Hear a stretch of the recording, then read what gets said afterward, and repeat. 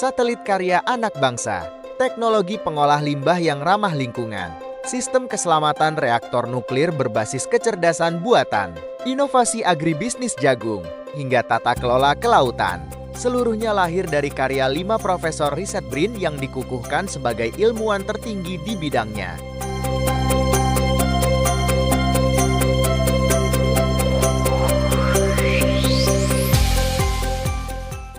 Badan Riset dan Inovasi Nasional mengukuhkan 5 peneliti ahli utama sebagai profesor riset dalam sidang terbuka orasi ilmiah di Gedung B.J. Habibie, Jakarta.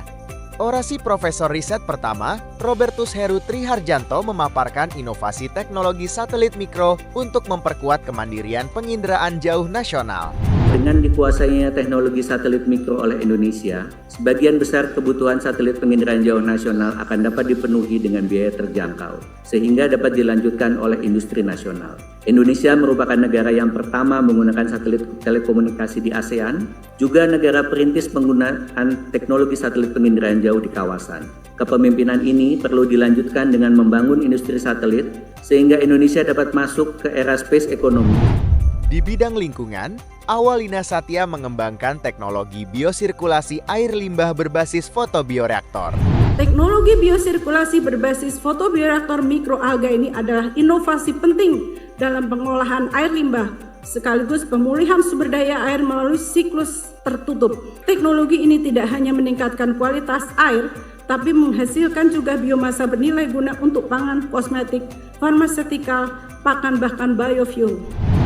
Di bidang energi, Geni Rina Sunario menyoroti pentingnya tata kelola kimia pendingin reaktor nuklir sebagai bagian utama sistem keselamatan reaktor.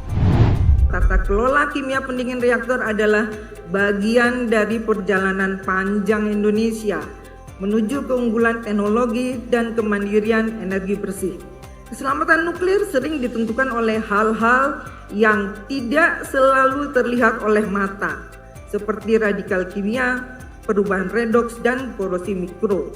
Namun melalui ilmu, data, dan pemodelan, semua itu dapat dibaca sebagai peringatan dini.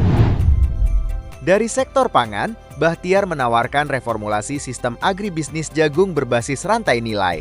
Reformulasi agribisnis jagung yang didukung inovasi teknologi, penguatan kelembagaan dan kebijakan yang tepat merupakan fondasi penting dalam memperkuat ketahanan pangan nasional. Reformulasi inovasi teknologi harus menjadi penggerak utama peningkatan produktivitas dan efisiensi tani. Inovasi kelembagaan pemasaran harus memastikan terciptanya nilai tambah dan keadilan bagi petani. Pada bidang kebijakan publik, Dirham Syah mengusulkan deregulasi progresif melalui pembentukan Undang-Undang Omnibus Kelautan.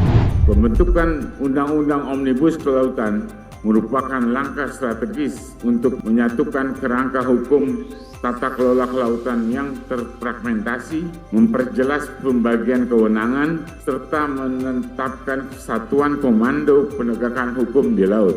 Kerangka undang-undang yang komprehensif dan struktur kelembagaan yang baik adalah faktor kunci untuk efektivitas tata kelola kelautan.